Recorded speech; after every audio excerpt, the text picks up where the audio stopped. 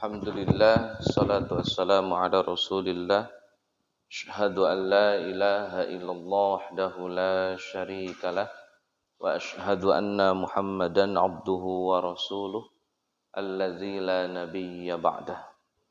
Allahumma salli ala sayyidina Muhammad wa ala alihi wa ashabihi ajma'in amma ba'd. Hadirin ikhwati iman rahimakumullah, alhamdulillah dengan izin Allah bisa kembali bermuajahah. Tentunya dengan harapan mudah-mudahan aktivitas kita senantiasa dimudahkan, dilancarkan, diberkahi dan dirahmati Allah Azza wa Jalla. Salawat dan salam semoga dilimpah curahkan kepada Nabiullah Muhammad sallallahu alaihi wasallam beserta para keluarga, sahabat dan segenap umat yang senantiasa itba' kepadanya ila akhiril hayah nanti, mudah-mudahan termasuk kita di dalamnya. Hadirin ikhwati iman rahimakumullah, dalam Al-Qur'an nabi yang paling sering disebut oleh Allah Azza wa Jalla adalah Nabi Musa alaihi salam. Hal ini berkaitan dengan panjangnya perjalanan sejarah umatnya Nabi Musa alaihi salam, yakni Bani Israel. Jadi saking panjangnya perjalanan Bani Israel sampai Al-Qur'an ini memuat cukup dominan kisah mereka. Dan itu berawal dari era Nabi Yakub alaihi salam dengan Nabi Yusuf, sampai satu surat khusus itu dibuat oleh Allah Azza wa Jalla, yakni surat Yusuf, surat ke-12. Kemudian kisah ini berlanjut, Bani Israel ini berlanjut sampai di era Nabi Musa alaihi salam, sampai berlanjut di era Nabi Isa alaihi salam. Jadi perjalanannya sangat panjang itu. Kalau kita mau bagi periodisasi Bani Israel, itu yang pertama dari Nabi Ishak, Yakub dan 12 anak-anaknya. Satu episode, satu item, satu poin.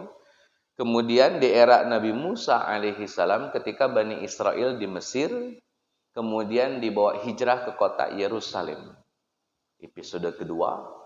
Yang ketiga adalah di era Nabi Daud, Nabi Sulaiman sampai ke Nabi Isa alaihissalam. Jadi kalau mau dirunut 3 item ini, 3 periodisasi. Periodenya Nabi Yusuf, periode Nabi Musa, dan periode Nabi Daud dan Sulaiman.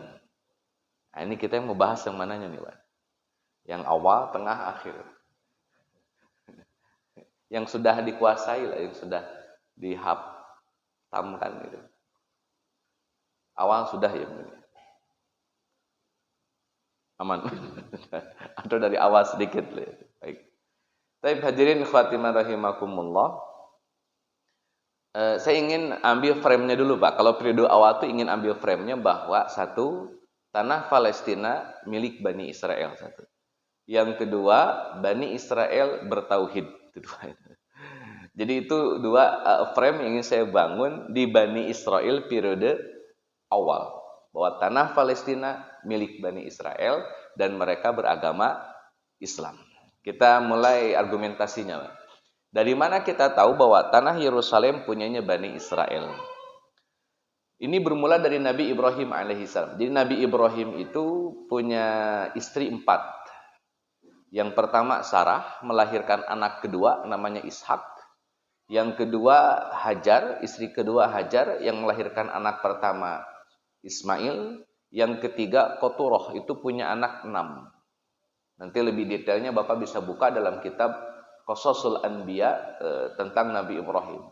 Jadi 4 orang istri, 3 istri melahirkan keturunan, yang 1 istri tidak. Jadi totalnya 4. Hadirin ikhwati rahimakumullah, kita fokus ke Nabi Ismail dan Ishak. Nabi Ismail lahir di kota Yerusalem, tapi kemudian ditempatkan di kota Mekah. Dalilnya di surah Ibrahim ayat 37. Di mana Allah Azza wa Jalla tegaskan tentang doanya Nabi Ibrahim, Rabbana inni askantu min dzurriyyati biwadin ghairi dzi zar'in inda baitikal muharram. Itu dalil bahwa Ismail dan Hajar walaupun Ismail lahir di kota Yerusalem, tapi tinggalnya di kota Mekah. Kenapa harus tinggal di kota Mekah? Ada rencana Allah untuk Ismail di kota Mekah. Membangun peradaban Mekah. Maka orang-orang Mekah, Pak, yang kita kenal dengan orang-orang Quraisy adalah keturunan dari Nabi Ismail alaihi salam. Atau itu tidak kita bahas. Yang kedua, Nabi Ibrahim punya anak dari istri pertama namanya Ishak. Ishak ini berarti kelahiran Yerusalem, Mbak. Bedanya dengan Ismail, kalau Ismail disuruh hijrah lah ya, dibawa ke Mekah. Kalau Ishak stay di Yerusalem. Memang untuk membangun peradaban di Yerusalem. Yerusalem itu kan bahasa Ibrani, Mbak. Bahasa Arabnya Darussalam gitu. Sama lah. Darussalam dengan Yerusalem. Nabi Ishak alaihi salam ini punya anak, Pak. Anaknya kembar. Satu namanya Ais, yang kedua namanya Yakub. Jadi Yakub itu nabi yang punya kembaran. Namanya Ais. Nanti Ais ini menjadi nenek moyang bangsa Romawi. Kalau Yakub menjadi nenek moyang Bani Israil itu. Kalau kalau Ais itu jadi nenek moyang bangsa Romawi. Makanya pertemanan atau pertemuan antara Romawi dengan Yahudi atau Bani Israel sebenarnya sudah dari dulu, Pak, itu. Walaupun di akhir-akhir terjadi penjajahan kan begitu. Tapi ini dua orang ini atau dua nenek moyang ini cikal bakal umat atau bangsa Romawi dan cikal bakal bangsa Bani Israel. Kita fokus ke Nabi Yakub alaihi salam. Nabi Yakub itu punya istri 4. Dari 4 orang istri ini melahirkan anak 12. 12 orang anak ini nanti dikenal sebagai Bani Yakub atau anak-anaknya Nabi Yakub. Karena Yakub ini punya gelar Israil. Jadi Israil itu nama lain dari Yakub. Jadi kalau disebut Bani Yakub berarti sama dengan Bani Israil. Jadi kalau ada ayat yang Bapak baca misalkan dalam Al-Baqarah ini ada kalimat Ya Bani Israil adhkuru ni'mati allati an'amtu alaikum wa anni faddaltukum 'alal 'alamin. Maka yang dimaksud itu ya 12 anaknya Nabi Yakub ini. Bahwa mereka oleh Allah diberikan keutamaan. Faddaltukum 'alal 'alamin.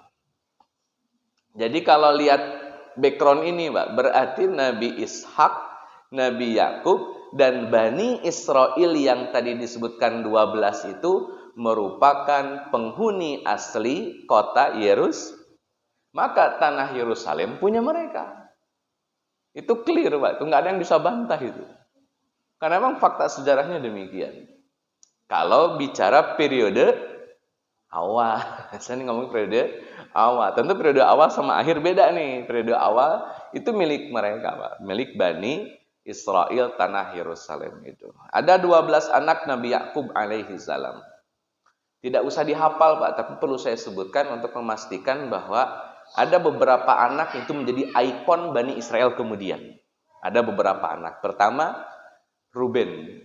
Kemudian Zebulon, Simon, Levi. Levi ini nanti punya anak Ya'sar. Ya'sar punya anak Qahid. Qahid punya anak Imron. Imron punya anak Musa alaihi salam. Jadi bangsa Levi itu diantara keturunannya adalah Nabi Musa. Maka Nabi Musa itu Bani Israel. Tapi dia bukan Yahudi.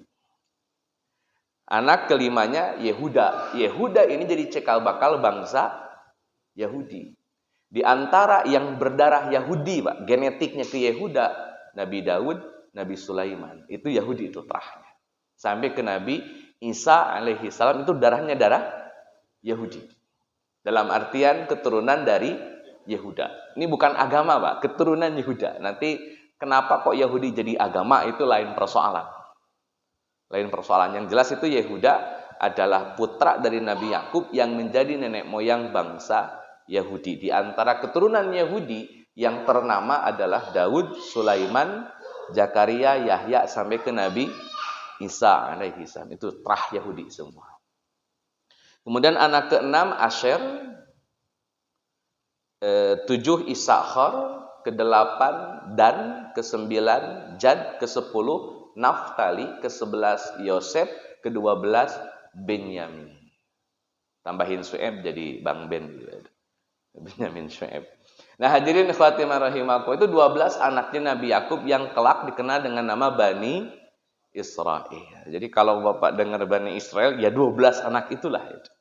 Nanti Pak, masing-masing anak yang 12 tadi punya keturunan. Jadilah suku dari masing-masing anak tadi. Suku Yehuda, suku Levi, suku Ruben, suku Zebulon, suku Benyamin. Karena masing-masing jadi suku. Sampai di era Nabi Musa alaihi salam, 12 suku ini masih bertahan. Makanya waktu Nabi Musa membawa Bani Israel Pak dari Mesir ke kota Yerusalem, itu kehausan. Maka Nabi Musa meminta air. Wa idistasqa Musa liqaumihi. Maka turun perintah kata Allah, fakun nadrib bi'asaqal hajar. Pukullah pakai tongkatmu batu. Setelah dipukul batu itu Pak, terpancarlah berapa mata air? 12, berkaitan dengan 12 suku Bani Israel. Jadi 12 suku Bani Israel ini jadi 12 mata air. Dikenal dengan Uyun Musa. Uyun itu mata air Nabi Musa. Katanya masih ada Uyun itu. Saya tidak tahu. Mungkin yang suka traveling boleh mengecek-ngecek Uyun Musa.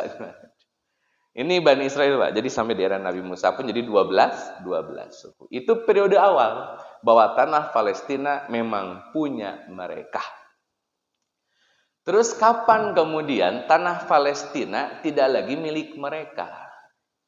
Itu di saat Nabi Yusuf, Pak. Nanti Bapak Ibu bisa cek kisah Nabi Yusuf. Kan Nabi Yusuf itu dibuang. Betul, Pak ya? Dibuang oleh saudara-saudaranya. Setelah dibuang nanti diasuhnya oleh orang Mesir. Maka Nabi Yusuf background sosialnya jadi orang Mesir. Bani Israel masih di Yerusalem, Pak. 11 saudaranya Yusuf, Nabi Yakub, ibunya Nabi Yusuf itu masih tinggal di Yerusalem. Nabi Yusufnya tinggal di Mesir. Sampai akhirnya ada proses dinamika lah ya, digoda wanita, dipenjara, mimpi raja dan seterusnya, Pak. Sampai Nabi Yusuf menjadi apa? Pembesar Mesir. Menjadi orang kepercayaannya Raja Mesir gitulah. Sampai akhirnya Nabi Yusuf ya maksudnya. Nabi Yusuf memiliki pengaruh Pak di kota Mesir. Setelah punya pengaruh, punya wibawa, punya privilege lah katakan begitu, Nabi Yusuf akhirnya membawa Bani Israel ke kota Mesir. Maka sejak saat itu, Pak, saya tegaskan ini, sejak saat itu Bani Israel tidak lagi tinggal di Yerusalem, tapi tinggalnya di kota. Sejak saat Nabi Yusuf menjadi pembesar Mesir. Pertanyaannya, Pak, kalau Bani Israel pindah ke Mesir, tanah Yerusalem siapa yang menghuni? Siapa, Pak itu? Yang menghuni Palestina atau Yerusalem? Kan berarti tanah kosong nih, Pak. Terus siapa yang ngisi? Ini Villa Orchid, Pak, semuanya pindah itu. Berarti kan kosong. Siapa yang ngisi nantinya gitu, Pak? Nah, muncullah 12 suku masuk ke kota Yerusalem. Di antaranya, Pak, ada suku Kanaan, ada suku Filistin. Filistin itu nama suku yang menghuni Yerusalem setelah Bani Israel pergi ke Mesir. Itu suku, bukan negara sebetulnya, Filistin. Kemudian Moab, Edom, Amalikoh, pokoknya 12 suku lah. Saya punya data itu 12 suku yang menghuni Yerusalem setelah Bani Israel pergi ke Mesir. Berarti kita simpan Yerusalemnya, Pak. Intinya dihuni oleh 12 suku non Bani Israel. Sekarang kita geser ke Bani Israel yang ada di Mesir. Backgroundnya sudah Mesir nih. Tapi satu hal yang harus kita sepakati, Pak, bahwa Bani Israel di awal-awal tinggal di Mesir itu punya privilege, punya keistimewaan, sehingga mereka walaupun pendatang tapi mendapatkan privilege dari orang-orang Mesir. Semua hormat kepada Nabi Yusuf. Kenapa? Gara-gara Nabi Yusuf, yang lain kena paceklik yang cukup parah, Mesir secara ekonomi stabil. Jadi ini apa namanya? Apa yang ngatur-ngatur ekonomi, Menteri Keuangan ya. Jadi Nabi Yusuf itu Pak mampu menjaga stabilitas ekonomi Mesir di saat kota-kota yang lain pailit. Kota-kota yang lain pailit, hanya Mesir yang stabil, dan itu berkat Nabi Yusuf. Maka orang-orang Mesir kagum sama Yusuf, hormat sama Nabi Yusuf gara-gara itu tuh Pak. Gara-gara itu. Itu satu poin yang ingin saya sampaikan di awal. Yang kedua Pak, ini masih background periode awal. Bani Israel itu selain yang punya Palestina sebelum kepindahannya ke Mesir, itu beragama Islam. Saya harus tegaskan Pak, Bani Israel itu agamanya Islam. Baik, kita runut dulu Pak. Ini poin kedua di periode awal. Nabi Ibrahim itu nabi yang beragama Islam. Bapak bisa cek dalam surat Ali Imran, surat ketiga, ayat ke-67. Ayatnya ayat 67. Di situ ada kalimat gini, Pak. Maka Ibrahimu Yahudiyan wala Nasraniya. Ibrahim itu bukan seorang Yahudi, bukan seorang, walakin kana hanifa. Ibrahim itu seorang yang lurus, muslim, wa ma kana minal musyrikin. Di antara karakter keislamannya adalah tidak syirik. Berarti clear Pak, Ibrahim muslim. Atau kira-kira apa nih, kira-kira saja. Ibrahim punya anak Ismail. Kira-kira agamanya Ismail apa? Ketika Nabi Ibrahim punya anak Ishak, kira-kira agamanya Nabi Ishak Islam. Nabi Ishak punya anak Yakub, agamanya Nabi Yakub Islam. Nabi Yakub punya anak 12, anak yang 12 beragama, selesai itu. Makanya di surat Al-Baqarah 132, Pak. Al-Baqarah surat kedua ayat 132, Ibrahim berwasiat ke anak-anaknya, Nabi Yakub berwasiat ke anak-anak yang 12 untuk mempertegas agamanya Bani Israel. Kata Allah Azza wa Jalla di Al-Baqarah 132, wa wassa biha Ibrahimu banihi wa Yaqub. Ibrahim berwasiat kepada anak-anaknya, Nabi Yakub berwasiat kepada anak-anaknya. Jadi masing-masing berwasiat ke anak-anaknya. Isi wasiatnya, innallaha astafa lakumuddin. Allah telah memilihkan agama bagi kalian. Saya ulangi, Pak. Ibrahim ngasih wasiat ke anaknya. Yakub ngasih wasiat ke anaknya. Isi wasiatnya, innallaha astafa lakumuddin. Allah telah memilihkan bagi kalian agama. Allah memilihkan bagi anaknya Nabi Ibrahim, Allah memilihkan agama bagi anaknya Nabi Yakub. Jadi Allah langsung yang memilihkan. Saya kasih ilustrasi. Kita kan orang tua. Kalau anak masih kecil, Pak, umur 2-3 tahun, yang milih baju siapa, Pak? Suruh milih anak. Yang milih baju kan orang tuanya. Kita yang milihin baju, nanti kita pakein baju, selesai, Pak. Kenapa? Anak tidak usah milih. Kenapa tidak usah milih? Karena anak saat itu belum punya kemampuan memilih. Urusan agama bukan kita yang memilih akhirnya. Dalam konteks Bani Israel dan juga anak-anaknya Nabi Ibrahim. Kenapa? Yang tahu kebenaran agama cuman Allah. Maka biarlah Allah yang memilihkan agama. Maka anak-anaknya Nabi Ibrahim udah tinggal manut aja, Pak. Siap. Kenapa? Kami tidak punya kemampuan memilih. Karena kami sudah dipilihkan. Tapi persoalannya, Pak, ayat ini belum nyebutin agama yang dipilih itu apa? Innallaha astafa lakumuddin. Sesungguhnya Allah telah memilihkan bagi kamu agama. Agama yang mana nih? Nggak dijelasin, Pak. Baca ujung ayatnya. Wala tamutunna illa wa antum muslimun. Janganlah kamu mati kecuali kamu dalam keadaan Muslim. Berarti agama yang dimaksud adalah agama, gitulah Pak cara memahaminya.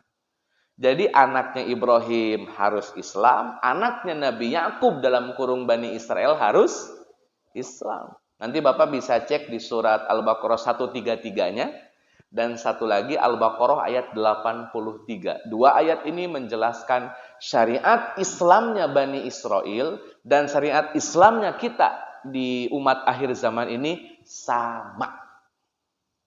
Salat ada, puasa ada, berbakti sama orang tua ada, tidak boleh syirik ada. Nanti bandingkan dalam surat Al-Baqarah ayat 83. Itu sama persis.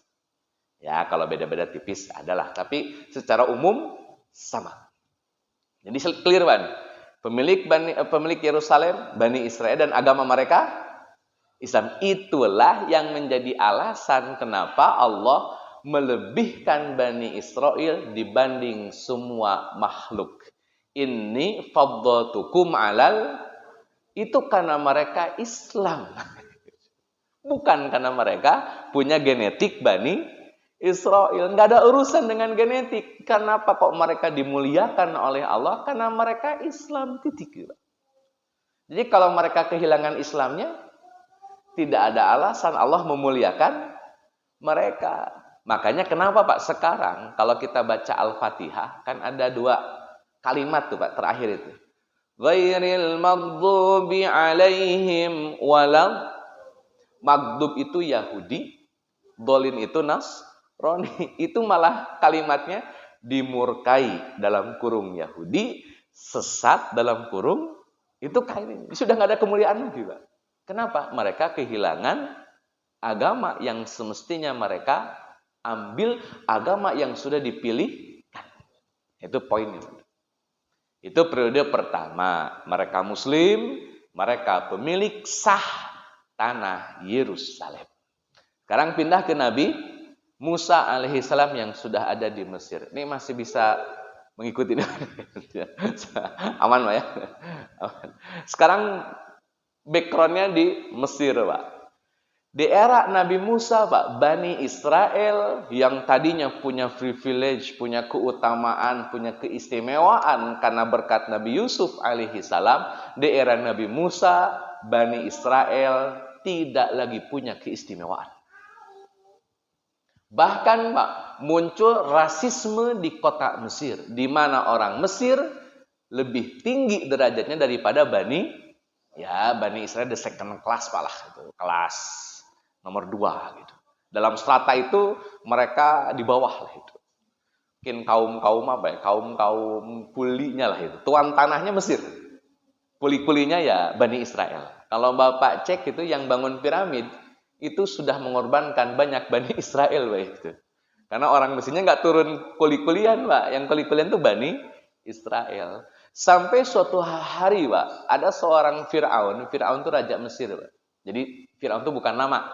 Dia gelar bagi raja-raja Mesir. Nah, gelarnya itu Fir'aun. Namanya beda lagi. Ada salah satu Fir'aun di Mesir yang rasis. Dan yang kedua, punya mimpi di mana kekuasaannya atau kerajaannya digulingkan oleh seorang Bani Israel. Efek dari mimpi itu, Pak, dia bikin dekret. Bikin keputusan. Keputusannya adalah semua anak yang lahir dari kalangan Bani Israel dan dia laki-laki, maka harus disembelih. Harus disembelih di tempat. Jadi kalau ada ibu-ibu Bani Israel hamil, pas momen lahirannya itu ditungguin Mbak sama jagal. Tergantung nih yang lahir laki-laki apa? Perempuan. Kalau laki-laki sembelih di tempat, kalau perempuan dibiarkan hidup. Wah, itu Bani Israel dulu Mbak. Dan di era itulah Nabi Musa lahir. Cuman oleh ibunya diselamatkan. Karena kalau tidak diselamatkan termasuk korban penyembelihan ini. Maka diselamatkan dengan dibuang ke sungai. Ini dalam tanda petik dibuang lah. Akhirnya kan ceritanya selamat dan seterusnya lah. Dekret ini Pak, itu ditolak oleh orang-orang Mesir. Ditolak. Kenapa? Karena kalau Bani Israel tiap lahir anak laki-laki harus disembelih di tahun itu Pak. Pokoknya dari mungkin kalau bulan Januari sampai bulan Desember Pak. Itu pokoknya ada yang lahiran sembelih setahun itu penuh. Dan kalau itu terus-terusan dilakukan oleh Firaun dan orang-orang Mesir, maka mereka tidak akan lagi punya stok hamba sahaya dari kalangan Bani, karena anak laki-lakinya mati semua. Ini merugikan bagi orang Mesir sendiri, Pak. Jadi demo. Kata orang Mesir, kebijakannya jangan ginilah. Ini merugikan kita juga gitu loh. Jadi jangan gara-gara takut kekuasaan itu di impeachment gitu, dimakjulkan, kemudian Bani Israel harus dibantai semua. Ini janganlah. Akhirnya dekret berubah, Pak. Setahun disembelih, tahun besok tidak. Tahun besoknya lagi, disitulah ketika momen tidak ada penyembelihan, Nabi Harun lahir. Sehingga beliau nggak ada cerita dihanyutkan, Pak. Nabi Harun itu adik dari Nabi Musa. Bedanya cuma setahunan. Jadi Nabi Musa lahir, proses penyembelihan, selamat. Nabi Harun lahir di masa tidak ada penyembelihan. Jadi aman beliau. Hadirin ikhwati rahimakumullah. Ceritanya cukup panjang, Mbak. Nabi Musa ya dari mulai membunuh, ada orang Mesir berantem dibunuh ya, terbunuh oleh Nabi Musa, terus pergi ke Madian dan seterusnya. Monggo itu silakan dibaca. Endingnya, Mbak, Nabi Musa harus membawa Bani Israel yang ada di kota Mesir kembali ke tanah Yerusalem. Itu tugas Nabi Musa sebagai pemimpin safar, Amir safar Bani Israel, supaya bisa come back to Yerusalem. Nah, itu Nabi Musa yang punya kewajiban. Maka Nabi Musa menyiapkan Bani Israel, Pak, malam-malam pergi meninggalkan Mesir. Waktu itu, Pak, Bani Israel minjem emas ke orang Mesir. Jadi mereka minjem emas ke orang Mesir, tapi malamnya mereka pergi menuju Yerusalem. Jadi emasnya nggak dibalikin, Pak. Jadi agak nyolong dikit nih. Akhirnya sudah dibawa emas, mereka pergi malam-malam, Nabi Musa itu membawa 600.000 Bani Israel, Pak. 12 suku, totalnya ada 600.000. Itu eksodus pertama kedua Bani Israel dari Mesir ke Yerusalem. Ketemulah ini, Pak, lautan, Laut Merah. Di belakang ada pasukan Firaun. Kata orang Bani Israel, mati ini. Karena depan laut, belakang pasukan. Wah, ini urusannya mati. Kata Nabi Musa, jangan putus asa dong, santai. Akhirnya diperintahkan untuk memukul lautan sampai lautnya terbelah. Ada sekarang banyak tokoh ya ustadz lah begitu yang menyampaikan itu sebetulnya bukan laut terbelah, tapi memang sedang surut. Kalau sedang surut jadi nggak ada bobot mukjizatnya ini. Jadi kehilangan mukjizat, Pak, kalau lagi surut. Ya kita harus yakini betul-betul terbelah. Itu seperti ada angin, Pak, yang menghalau kanan laut dan menghalau kiri laut. Jadi kayak terowongan dengan dinding kanan kirinya adalah laut. Itu kayak ada angin yang menghalangi gitu. Sepersekian detik, ribuan detik lah gitu ya. Pokoknya jadilah satu dinding di kanan, dinding di kiri, sehingga Bani Israel bisa jalan dengan tenang. Jalanlah, Pak, Bani Israel 600.000. Orang terakhir sudah selamat. Nabi Musa mau mukul itu laut supaya nyatu lagi, oleh Allah ditahan. Kata Allah, jangan dulu. Firaun, Pak, dengan pasukannya belum masuk ke terowongan, belum.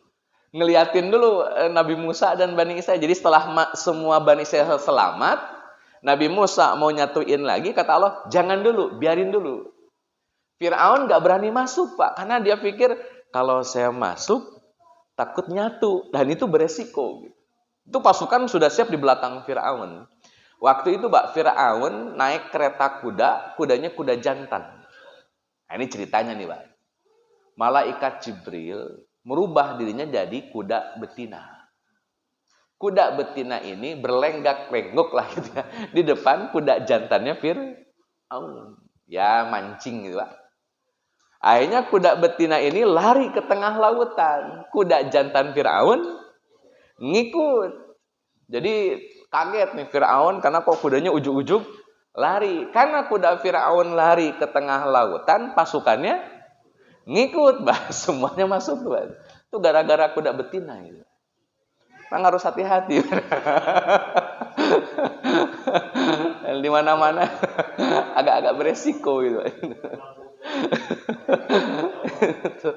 Nah, sudah di posisi tengah-tengah laut, baru Allah perintahkan Nabi Musa, kata Allah, sekarang pukul lautnya. Dipukullah, bersatulah lautan tadi dengan posisi pasukan Firaun berada di tengah-tengahnya, Pak. Udah, kalau air udah nyatu ya tenggelam semua, Pak. Matilah Firaun. Selamatlah Bani Israel dari kejaran Firaun. Wah, ini luar biasa nih, Pak. Ini epic ya. Kalau difilmkan dengan visual efek sekarang bagus, Pak. Ini sempat difilmkan, cuman masih visual efeknya zaman-zaman dulu ya. masih kelihatan apa namanya. Kalau sekarang mungkin lebih canggih ya. Avenger lah gitu, Pak. Itu. Atau kisah Noah gitu kan divisualisasikan, kayaknya keren kan. Singkat cerita, Pak. Di era Nabi Musa, Bani Israel ini sudah sampai pada level agak-agak kurang ajar, Bani Israel itu. Kenapa? Karena mereka sudah mulai berani punya keinginan yang nyeleneh. Misal nih, Pak. Bani Israel kan baru selamat nih, Pak. Baru diselamatkan oleh Allah dari kejaran Firaun. Bani Israel lagi jalan, Pak, menuju Yerusalem. Itu ada daerah, ada kampung lah. Di mana kampung itu warganya nyembah pohon. Nyembah pohon. Itu ada di surat Sod, surat ke-38, surat Al-A'raf, maaf, ayat ke-138. Bapak bisa cek itu, surat Al-A'raf, surat ke-7, ayat 138. Nah, yang nyembah pohon ini kelihatan, Pak, sama orang-orang Bani Israel. Diliatin, wah, lagi nyembah, lagi ibadah gitulah. Kata Bani Israel nih, ya Musa ja'al lana ilahan kamalahum alihah. Wahai Musa, tolong dong bikinin Tuhan kayak mereka. Kayaknya Tuhannya seru deh. Kelihatan, konkret, bisa dipegang, bisa dilihat. Gitu. Kayaknya cakep deh Tuhan model-model begitu. Daripada Tuhan kita dilihat nggak bisa, dipegang apalagi. Gitu. Kan dari dulu Allah tidak pernah menampakkan dirinya, Pak. Dan orang-orang Bani Israel, Pak, tidak suka Tuhan yang nggak nampak. Mereka pengen Tuhan itu hadir. Mereka pengen Tuhan itu konkret berada di tengah-tengah kita. Itu keinginan orang-orang Bani Israel. Nanti itu ter-ACC di era Nabi Isa. Pasca Nabi Isa itu Tuhannya dihadirkan, Pak. Dikonkretkan. Jadi awalnya mereka pengen punya Tuhan yang konkret. Nggak suka Tuhan yang gaib itu enggak. Karena susah, Pak. Kalau ada gaib itu butuh ekstra keimanan dan keyakinan untuk mengakui kalau Allah itu ada. Hanya kata Bani Israel, tolonglah Musa kasih Tuhan yang konkret. Kata Nabi Musa, kalian ini kauman tajhalun, kalian ini orang-orang bodoh. Kok bisa-bisanya minta Tuhan yang konkret gitu, Pak, yang real gitu. Akhirnya dilewat oleh Nabi Musa. Itu Bapak bisa bayangkan, baru diselamatkan oleh Allah, terus minta pengen ada Tuhan selain itu. Kira-kira model-model begini diapain sama Allah? Nah, ini memang kurang-kurang ya. Itu satu, Pak. Ternyata, Pak, dorongan pengen punya Tuhan yang konkret itu tetap ada. Mereka tetap punya. Suatu hari Nabi Musa dapat perintah harus ke Bukit Tur Sina. Nah, saya tanya dulu, Pak. Bukit Tur Sina itu di Mesir atau di luar Mesir? Luar Mesir. Karena kalau Tur Sina di Mesir, berarti peristiwa Nabi Musa ke Tur Sina sebelum nyebrang. Berarti di luar. Bapak cek di Google, itu masih di Mesir itu. Dan sampai sekarang, Pak, di antara destinasi wisata Mesir adalah Bukit Tur Sina. Pada itu agak susah dijelaskannya. Kenapa? Karena Bukit Tur Sina itu momen atau episode setelah nyebrang. Kalau setelah nyebrang berarti daerah itu bukan daerah Mesir. Tapi ini masih dibawa-bawa ke Mesir, Pak. Bapak cek aja nanti ya di ini. Saya lanjutkan dulu, Pak. Masuklah ke Tur Sina, Nabi Musa selama 40 malam.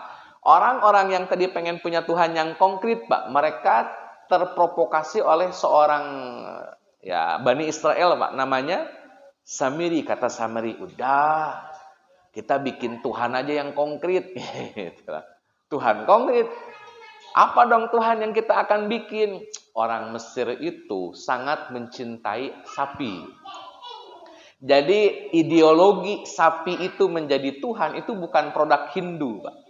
Hindu tuh belakangan. Karena terinfiltrasi oleh peradaban yang saat itu booming di seluruh dunia, yakni peradaban Mesir. Maka sapi itu menjadi simbol ikonik Tuhan. Makanya kenapa surat Al-Baqarah dinamakan Al-Baqarah, Pak. Itu karena ada peristiwa menyembelih sapi yang dilakukan oleh Nabi Musa. Jadi bukan semata-mata urusan sapi, Pak. Orang-orang Bani Israel, Pak, terinfiltrasi oleh orang Mesir bahwa sapi itu memiliki kekuatan mistis sebagai wakil Tuhan, Pak. Kata Samiri, udah kita bikin Tuhan. Tuhannya gimana? Ya, pakai aja orang-orang Mesir. Tuhannya sapi. Bikinnya dari apa? Kita kan punya emas orang Mesir. Emas orang Mesir tadi, Pak, yang belum dibalikin. Dikumpulkanlah emas itu oleh 3.000 orang. 3.000 orang yang nanti menyembah anak sapi. Hasil cetakan emasnya, Pak, itu jadi anak sapi. Kenapa jadi anak sapi, Pak? Nggak jadi sapinya. Emasnya kurang gitu. Karena emang hasil minjem. Bukan hartanya orang Bani Israel, itu hasil minjem dari orang Mesir. Kemudian oleh Samiri kita kumpulin, kita bikinin patung anak sapi. Jadilah anak sapi. Disembah oleh 3.000 orang Bani Israel. Nabi Musa pulang, Pak. Ada orang lagi nyembah-nyembah anak sapi. Marah betul Nabi Musa. Dan yang kena marah adalah Nabi Harun. Karena Nabi Harun stay di situ. Tapi membiarkan orang nyembah sapi. Wah, ini kan Nabi Harun dijambak, Pak, jenggotnya. Ente ngapain aja? Aneh tinggal, bukannya bener nih urusan, gitulah kurang lebih. Sampai akhirnya, Pak, karena mereka nyembah anak sapi, mereka tobat. Dan tobat di era Nabi Musa adalah mati. Jadi cara tobat di era Nabi Musa harus mati. Kalau pengen tobat, mati. Maka kita bersyukur, Pak. Tidak hidup di zaman Nabi Musa. Kebayang kalau kita bikin salah, tobatnya harus mati kan. Wassalam. Kalau umat Nabi Muhammad kan tobat nggak harus mati, Pak. Cukup sholat taubat. Taubatan nasuha selesai. Nah, ini di era Nabi Musa yang 3.000 orang ini dibunuh, Pak. Bunuh. Persoalannya, Pak, Nabi Musa menangkap satu persoalan berarti. Orang-orang Bani Israel, kenapa bikin anak sapi? Karena pengen punya Tuhan yang konkret. Tuhan yang bisa dilihat. Akhirnya, Pak, Nabi Musa menangkap akar masalahnya. Oh, berarti kalau gitu, ahsannya, itu bagusnya Allah menampakkan diri. Itu bagusnya, Pak. Akhirnya, karena tuntutan Bani Israel kan, Musa, kami tidak akan beriman kepada Allah sebelum kami melihat Allah. Ini berarti itu akar masalahnya. Maka Nabi Musa pun, Mbak, di surat Al-A'raf ayat 43 minta, Rabbi arini anzur ilaik. Ya Rabb, tolong tampakkan dirimu supaya aku bisa melihatmu. Maka Allah jawab, lan taroni, engkau tidak bisa melihatku. Tapi Nabi Musa maksa, Mbak. Akhirnya kata Allah, yaudah lihat gunung sono. Nabi Musa lihat gunung, muncul cahaya Allah. Gunungnya hancur rata, Nabi Musanya pingsan. Maksa sih. Itu sampai situ. Di Al-A'raf ayat 43 dibaca saja, Pak. Itu Nabi Musa punya motivasi itu, Pak, bukan kurang ajar sama Allah. Beliau ingin menjembatani keinginan Bani Israel yang pengen Tuhan itu konkret. Hadir di tengah-tengah manusia gitu loh, Pak. Tuhannya nggak ada, susah bagaimana kemudian kami menyembah Tuhan jika Tuhannya tidak kelihatan, tidak hadir bersama kami, kurang lebih begitulah. Dan Nabi Musa kan menolak dirinya sebagai Tuhan, dia hanya sebatas seorang nabi. Itu di era Nabi Musa dinamikanya naik turun, Pak, Bani Israel itu. Puncaknya, Pak, Yerusalem sudah kelihatan. Kata Nabi Musa, itu tanah Yerusalem, tanah yang dijanjikan, rumah kita yang sebenarnya. Ayo kita masuk ke sana. Kata Bani Israel, bentar Musa, di sana sudah ada suku. Tadi yang saya sebutin, Pak, 12 suku itu. Kalau kita di sana, mereka harus pergi dulu, baru kita masuk. Gak mungkin kita berdampingan dengan mereka. Tanah-tanah punya kita, tapi ada orang lain. Maka usir dulu mereka, baru kita masuk. Kata Nabi Musa, ya sudah, ayo bareng-bareng kita usir. Wah, nggak mau. Kalau bareng-bareng usir nggak mau. Karena mereka kayaknya jabarin. Jabarin itu orang-orang gede, Pak. Gagah-gagah. Terutama suku Filistin. Kalau Bapak cek, Jalut itu asalnya suku Filistin. Jalut, Goliat. Itu aslinya suku Palestina, Pak. Badannya tinggi, gede, gagah itu. Dan memang sangar orang itu suku Filistin. Nah, Bani Israel mau masuk. Tapi nggak berani. Karena di sana sudah ada suku-suku yang gagah-gagah lah. Jadi kata Nabi Musa, ya udah yuk kita perangin. Jawaban Bani Israel nih, Pak. Nanti Bapak cek dalam surat Al-Maidah ayat 22, 23, 24, 25, 26. Ayat itu berbicara tentang peristiwa masuknya Bani Israel ke kota Yerusalem. Sampai kata orang-orang Bani Israel gini, Pak. Mereka berkata kepada Nabi Musa, lan nadkhulaha abada. Kami tidak akan masuk ke Yerusalem selama-lamanya, kata Bani Israel. Kecuali, kata Bani Israel, fadhhaba anta wa rabbaka faqatila. Pergilah ente dengan Tuhan ente, berperanglah melawan mereka. Inna hahuna qaidun. Nah, kami nih Bani Israel duduk-duduk di mari ngopi. Kalau sudah menang baru kita masuk. Kan enak betul, Pak, jadi Bani Israel. Bisa nyuruh Tuhan gitu, Pak. Fadhhab anta wa rabbuka faqatila. Ente aja yang pergi sama Tuhan ente. Itu yang 12 suku usirin deh. Ntar kalau udah pada pergi, kita masuk. Ini karakter, Pak. Orang Bani Israel itu tidak suka ada orang lain di tanahnya. Sampai sekarang. Jadi gimana caranya supaya Palestina itu digenosida? Makanya harus milik mereka doang.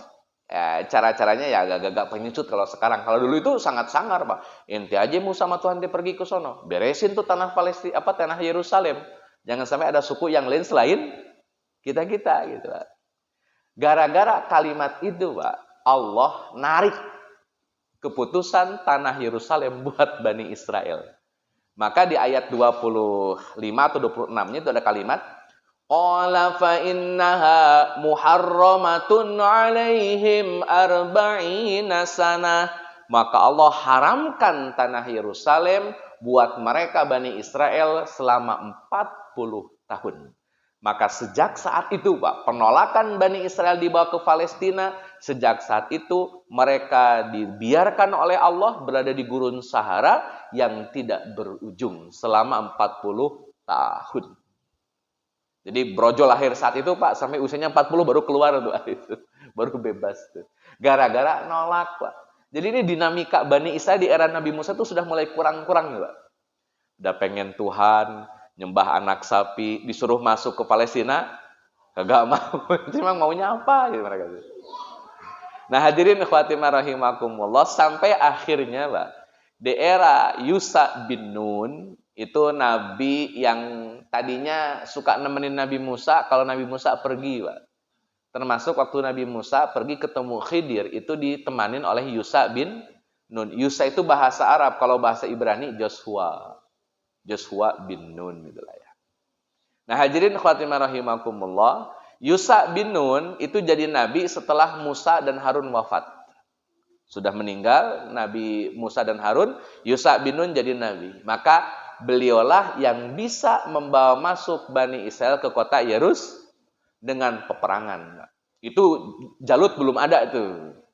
Masih ini awal-awal mereka akhirnya masuk dan menguasai tanah Yerusalem. Tapi, Pak, konflik masih ada.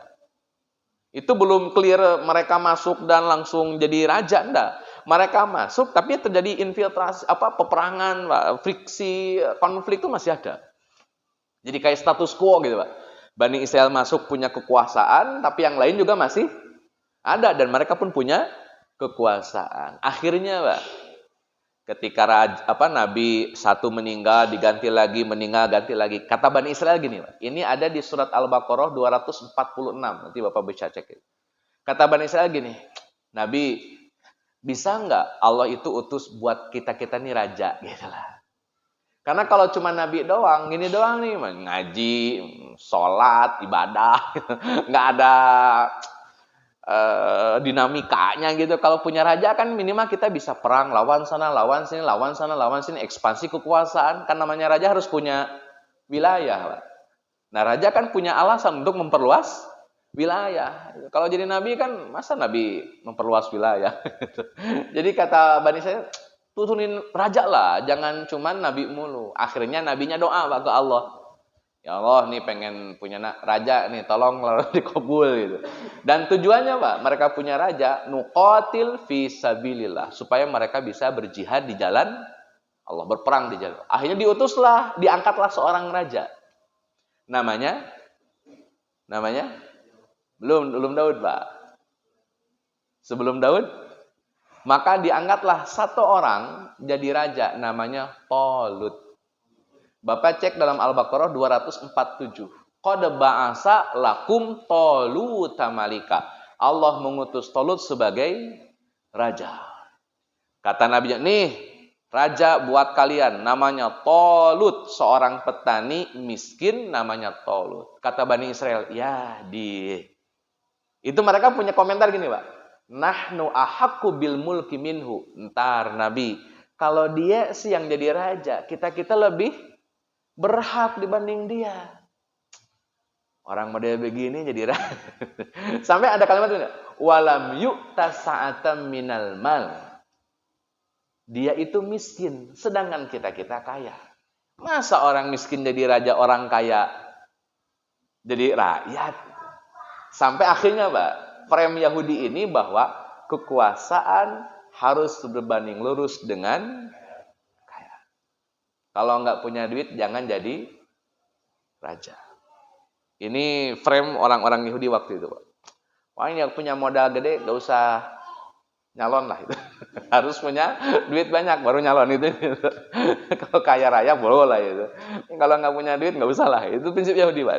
Makanya semuanya harus bicaranya adalah uang baru layak jadi raja. Nah, hadirin khatimah rahimakumullah, kemudian Allah bantah, Pak. Cara berpikir gini Allah bantah, kata Allah, kalau raja harus kaya raya, ya nggak bisa. Kata Allah Azza wa Jalla, raja itu punya dua kompetensi. Satu, bastatan fil ilmi wal jismi. Dia harus cerdas dan harus kuat fisiknya. Cerdas buat apa? Cerdas untuk memastikan dia punya strategi dalam berperang. Fisik kuat kenapa? Ya karena dia harus berperang. Masa berperang sakit-sakitan? Dia harus kuat. Sehingga dua alasan inilah yang membuat Talut sah jadi raja. Yang ketiga, Pak, Talut mampu menghadirkan nilai-nilai agama kepada Bani Israel. Di saat Bani Israel kehilangan agama, kan beda, Pak. Ketika agama diformalkan oleh raja, itu daya tekannya beda. Beda, Pak. Kalau agama diformalkan, maka raja bernama Talut mengembalikan tabut. Tabut itu isinya Taurat. Yang hilang, tabutnya hilang karena nggak dipakai sama Bani Israel, oleh Talut dikembalikan. Nih, itu dibawa oleh malaikat, Pak. Ini tabut buat kalian, kembalilah kepada agama Musa alaihi salam. Maka beriman kembalilah orang-orang Bani Israel sebagaimana keimanan yang ada di era Nabi Musa alaihi salam. Sehingga tiga, Pak, kriteria kepemimpinan Talut. Satu, cerdas, fisiknya kuat. Yang ketiga, mengembalikan nilai-nilai ajaran Islam. Nah, itu tiga cara. Hadirin khatimah rahimakumullah, Talut lengser diganti oleh menantunya namanya Daud. Daud lengser diganti oleh Sulaiman. Di era Nabi Sulaiman, Bani Israel sampai pada puncak kejayaannya, Pak. Islamnya paling bagus, kekuasaannya paling luas, kekuatannya paling dahsyat itu di era Nabi Sulaiman. Maka cuma dua nama ini, Pak, yang dikagumi oleh Bani Israel tanpa Talut. Nabi Daud, simbol bintang, David, benderanya orang-orang Yahudi sekarang. Nabi Sulaiman punya Solomon Temple, kuil Sulaiman. Talut nggak ada, Pak. Yang dinisbatkan ke Talut apa? Nggak ada. Karena memang sejak awal mereka tidak suka dengan Talut karena miskin. Sedangkan Daud kaya raya, raja yang kuat sampai bisa bikin baju dari besi pakai tangannya saja. Itu nggak ngerti gimana. Mungkin rel kereta api diapain tapi siaman. Itu Nabi Daud. Kalau Nabi Sulaiman bisa menguasai jin dan juga hewan-hewan, Pak. Nah, itu Bani Israel periode kedua di mana mereka sampai pada puncak kejayaannya di era Nabi Daud dan di era Nabi Sulaiman. Dengan dinamika, Pak, ada penolakan, ada hukuman dan segala macamnya. Sampailah di era Nabi Sulaiman. Sebagai closing statement, Pak, penutup. Sudah azan belum? Boleh azan dulu baru sedikit saja Pak sebagai penutup. Monggo azan dulu.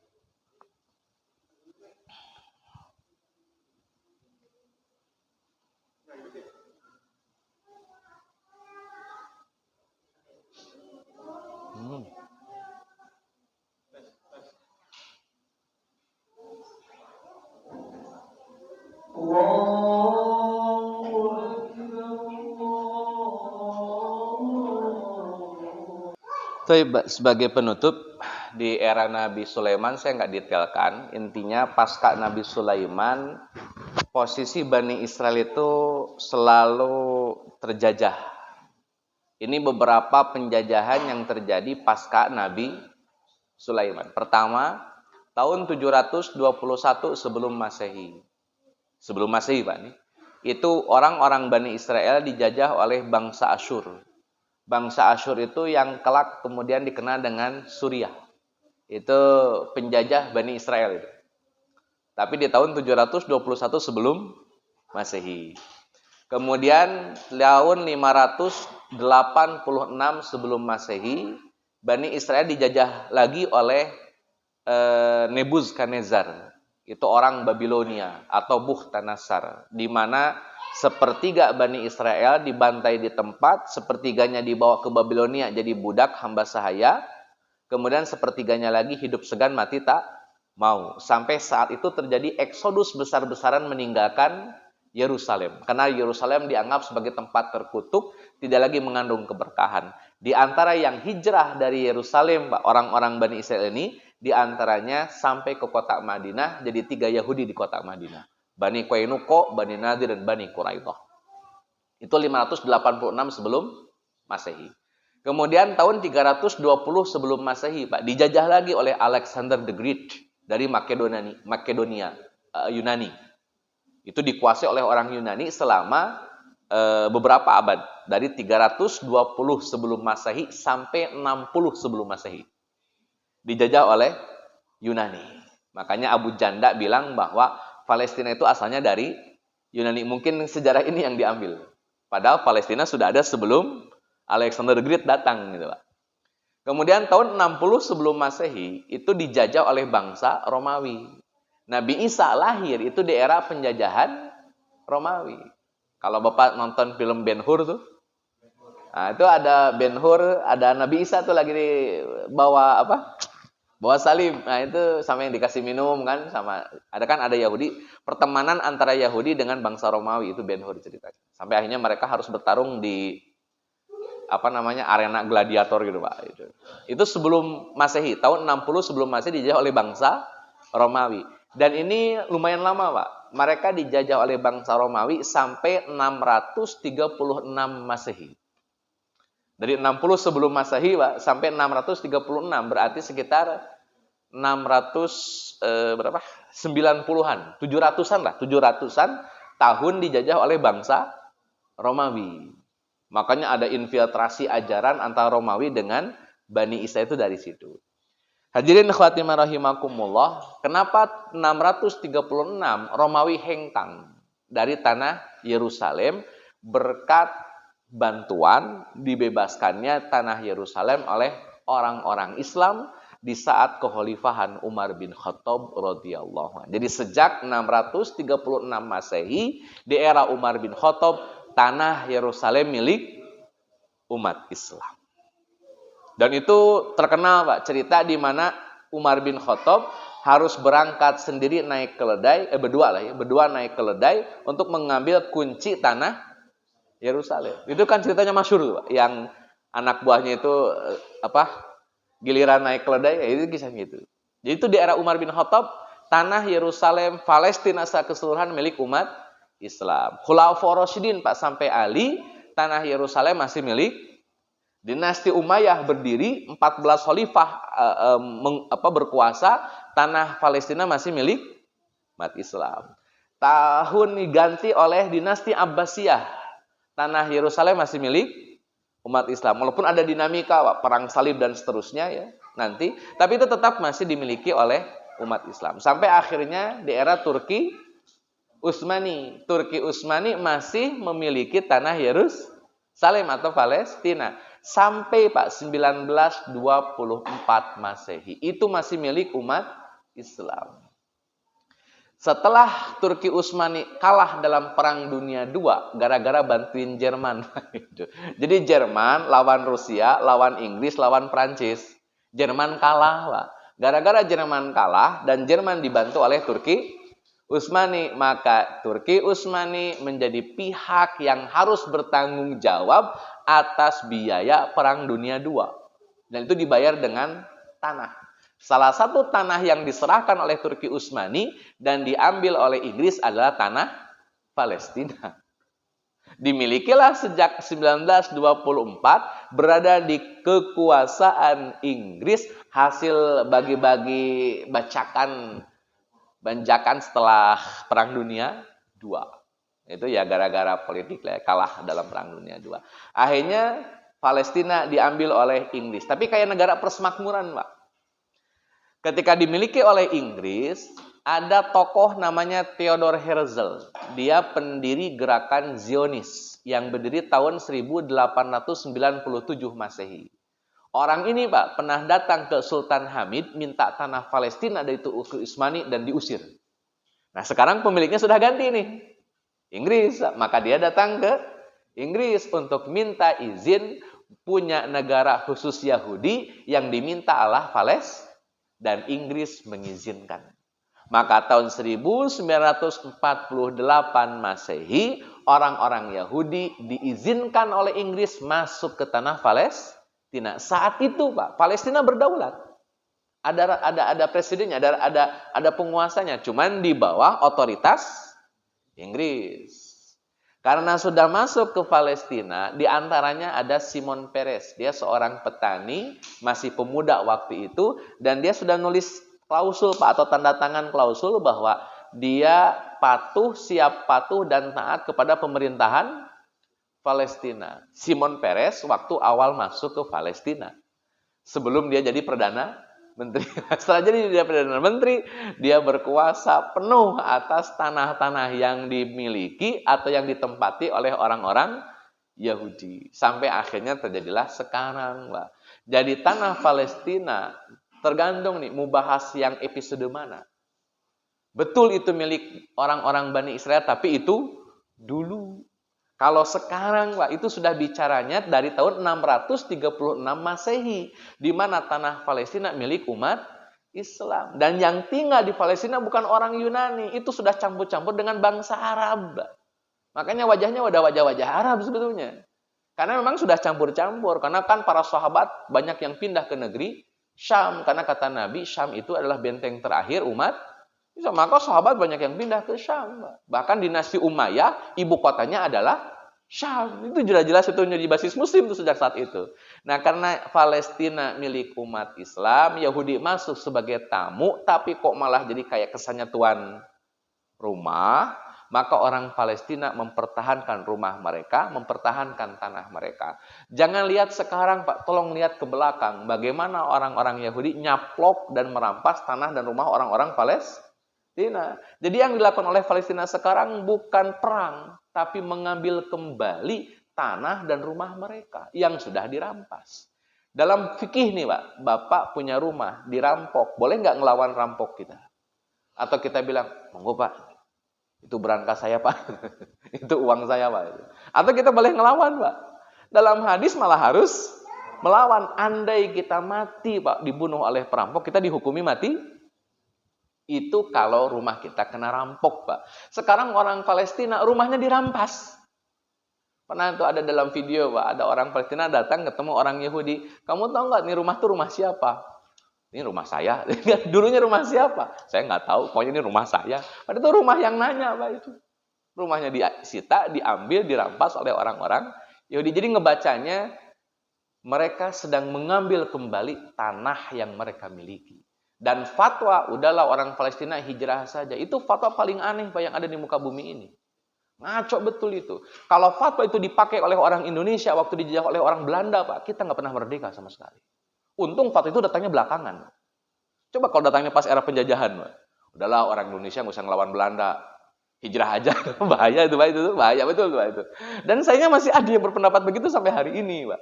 Sudah tidak paham tentang dunia yang terjadi di sana, sudah tidak paham akar masalah yang ada di sana, bikin fatwa, pakainya bikin nyeleneh dan aneh gitu, Pak. Bahkan yang paling menyedihkan, perjuangan mereka malah dianggap sebagai antek-antek Yahudi dan seterusnya. Ini orang kayaknya perlu dirukyah. Kenapa kok begitu gitu, Pak? Itu kok bisa-bisanya punya cara berpikir begitu? Kalau memang dia nggak setuju karena perbedaan pandangan, fikih atau apalah begitu, silahkan tidak setujunya. Tapi bukankah Nabi Shallallahu Alaihi Wasallam mengingatkan kita bahwa mukmin itu, Muslim itu seperti satu tubuh. Kalau yang satu sakit, yang lain pun ikutan sakit. Dan orang-orang Palestina Muslim. Dan sekarang mereka sedang tidak tenang tidurnya, anak jadi yatim, istri jadi janda, suami kehilangan keluarga, orang-orang kehilangan rumah, kehilangan orang terdekat. Terus kitanya malah kurang produktif dan tidak memberikan solusi gitu, fatwa-fatwanya jadi aneh dan sebagainya. Saya rasa ya kalau kita nggak bisa bantu, minimal doain lah begitu ya. Doanya mau dalam kunut boleh, di luar kunut juga silakan Pak. Intinya kan doakan mereka agar mereka bisa menemukan apa yang mereka cita-citakan. Allah.